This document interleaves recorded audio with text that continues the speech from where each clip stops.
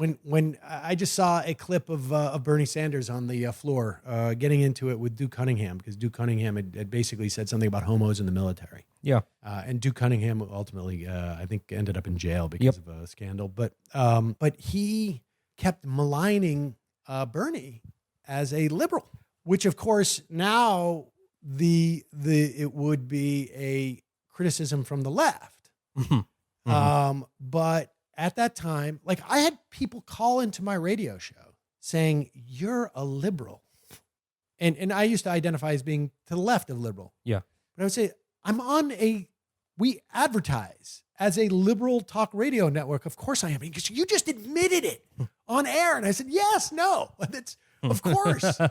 That's the whole premise of what we're doing here. Like, that was what it was just 15 years ago. And so things have changed so dramatically. I mean, you said all the positive, or I should say the proactive reasons why, the austerity, the 2008, the financial crisis, the problems that we're having in our society in terms of like student debt and whatnot. Yeah. Well, the other reason is that like sufficient number of people have died off that socialism just does not have the same implications to these people as people who, like, thought in 1955 that we were going to be blown up by the Soviet Union. I mean, it's really, it's the equivalent of when they used to attack Obama as having Chicago-style politics. Delicious. Deep dish politics. Exactly. No one knew what the fuck that was supposed to mean. What does that mean? Still nobody knows what the fuck the right is talking about. Nobody knows what Chicago-style politics means, except for people who are like well into their 70s now. And so they thought they were talking to, and that's what's happening, I think, with socialism to a large extent. They just, the right does not realize that does not have the same resonance. But this socialist movement, this has come from below. This hasn't come from the mass media, because as you observe, there's no real left voices there. No. But you still have a lot of faith in the idea that something like talk radio can motivate people, can aid in organizing and things like that.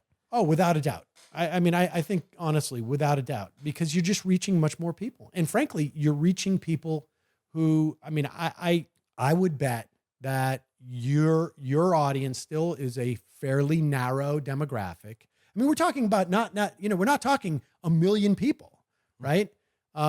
Your audience would be a fairly narrow demographic. People who listen to radio probably are in the lowest income brackets of any media that is consumed in this country, because it's the cheapest thing to do. You pay a very small amount to buy a radio. Maybe it's already in your car, or maybe somebody's listening to it at work, and you don't have to pay anything. Yeah. And you don't need a computer. You don't need, you don't need all the things you need to learn about technology. Yeah, if I'm driving a truck, I don't have to stop and load up a podcast and plug everything in and whatever. I just turn it on. Exactly. I mean, I have a good friend who was an independent truck driver who wanted to listen to the show, and it was a big deal for him to get that kind of data where he could stream it or download it. You have to wait to truck stops, and it wasn't. It's a pain in the ass. It was a pain in the ass, and I mean, I think like there's a big bar to entry with podcasts. And, I also think that like from an audience perspective, there are less and less, there's going to be more and more opportunity to watch stuff, because less and less people are going to be driving, particularly in the millennial generation, either because they're on public transport or whatnot. And so there's going to be more opportunity just to sit and watch it streamed. A lot of people don't leave their houses now. A lot of people don't leave their houses for work in the same way. I mean, I think radio still has a big, Rush Limbaugh still talks to 20 million people. Yeah. And he's not as prominent right now because you have a talk radio host essentially as the president of the United States. There's a real divide there between what's going on in the right-wing talk radio world and what everyone else is familiar with. Because I don't know. I don't keep tabs on it. I think some people at Media Matters are paid to keep tabs on all of these psychotics. Yes. Well, I mean, I think that's, Rush Limbaugh got exposed in many respects by them. And it was important. And there was a lot of like, for a long time, it was like, don't pay attention to these people. I mean, I used to get a lot of grief on the radio for like, doing stories.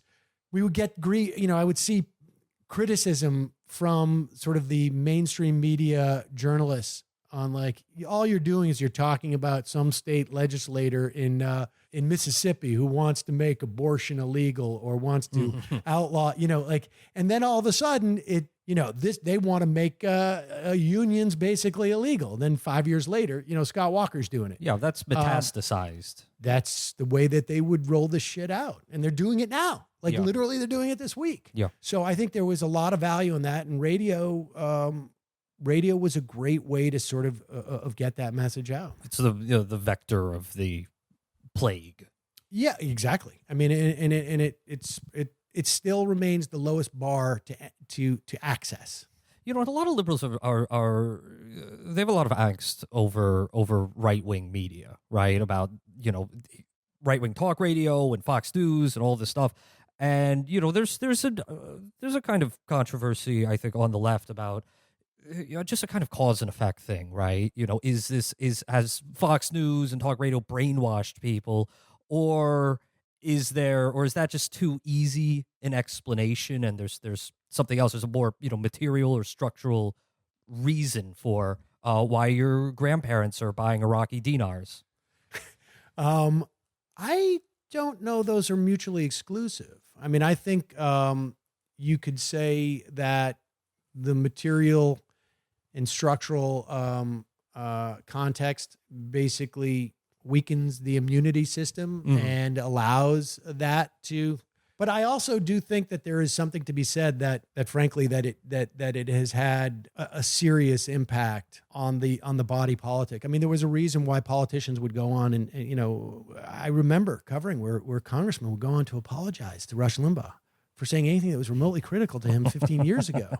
And that was a function of like the power that he commanded, and you started to see talking points. And I know I can tell you 15 years ago, and their audience is not necessarily made up of people who are on the losing side of this structural and material battle, frankly. Yeah. Oh, yeah.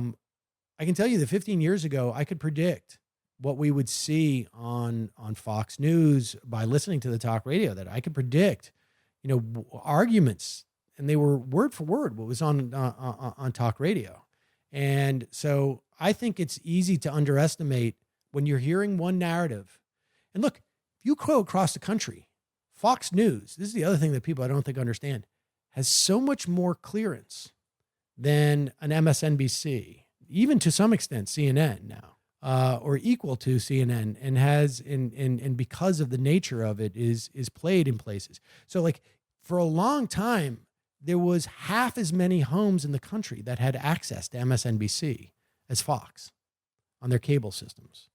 And part of that was just a function of how Murdoch leveraged it and where they perceived their audience to be. And I think it's made a big difference. I really do. So you think it is possible to do another Air America, to make a populist left radio, or perhaps even that might be inevitable just because of the audience there and the market conditions? I'm shocked that it hasn't happened. And be careful about what you wish for, because I'm sure there's some would-be impresario listening to this. I mean, for God's sakes, some of our listeners have impersonated a 90-year-old former senator based on something Felix said offhandedly. Oh, well, there you go. I mean, if anybody wants to show up, just don't use the old "I've got a brain tumor" line, because I'm completely. Well, what do you need to do that? Because, I mean, I'm sure you're familiar with Means TV, which is a very, very ambitious project to make a left streaming service.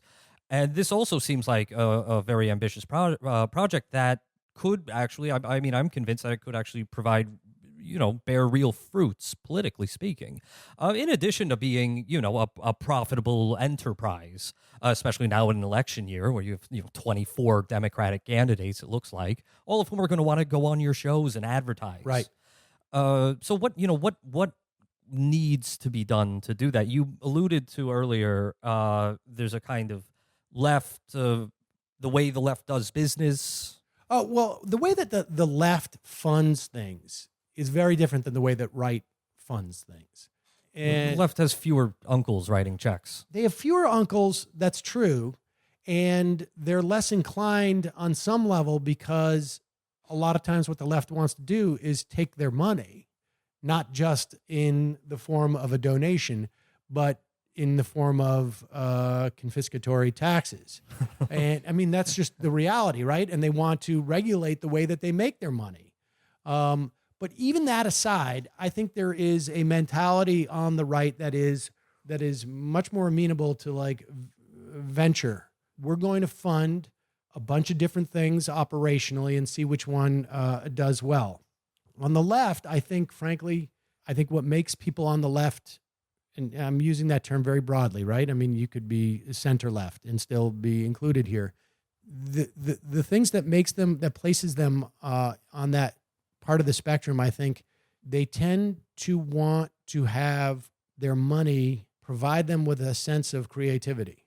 So, and I think you can find, if you speak to people who work in foundations or whatnot, the funding usually comes in with, I want to do the Sam Cedar project to do this project. I want to see a beginning, middle, and end to it.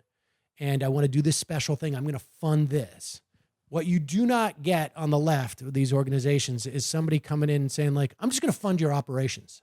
So you're just going to pay everybody. And at one point that money, we'll just take you, we'll buy, instead of something I can point to and say, that's the thing that I created, the thing that's, paying for this project or that project. I paid for 6 months of operations. It's just not as attractive to the left-wing funders. Mm-hmm. And radio is just not that sexy. It's very operational. But I will say this, as opposed to Means TV, audio is just significantly cheaper to produce. And the cost in what I'm talking about is a distribution cost, which is the opposite, really, in many respects, for what something like Means TV doing. They're doing it from a production standpoint. So my costs in terms of distribution become very fixed. I'm setting up the pipes, and then the pipes exist, period. And I know exactly how much it's going to cost me in February, March, April, May. It doesn't matter. I don't have to reinvent the wheel every time because the audio is already, to a large extent, already exists. The product already exists. It's the opposite for what Means TV is doing. Every day they need to come up with what's another, type of compelling content to develop. And it's a different challenge. Yes. And in some ways it's more sexy and could attract more funding. Because on radio, it's basically like, oh, you want me to pay for some IP machines that are going to beam radio in, and I'm going to pay rent for a 15,000 watt radio station in somewhere in Wisconsin. That's nothing I can talk about at my dinner parties. I can't show them anything. It's a hard thing to do, but from a business standpoint, there's an opportunity to make some money, or at the very least, someone, had a decent amount of money and was looking for not particularly stellar returns. Well, you also buy political clout. I mean, I think there's that perception, but I think there was a perception of some of those owners that they were doing that. But the problem they ran into was I can't tell my host what to do. Sure. And so if I was to set this up, I would be setting it up in such a way that I would be going to pre-existing shows and saying I'm going to make a distribution deal with you. I may monetize it locally. I may monetize it by selling, ads for you to carry or something to that effect.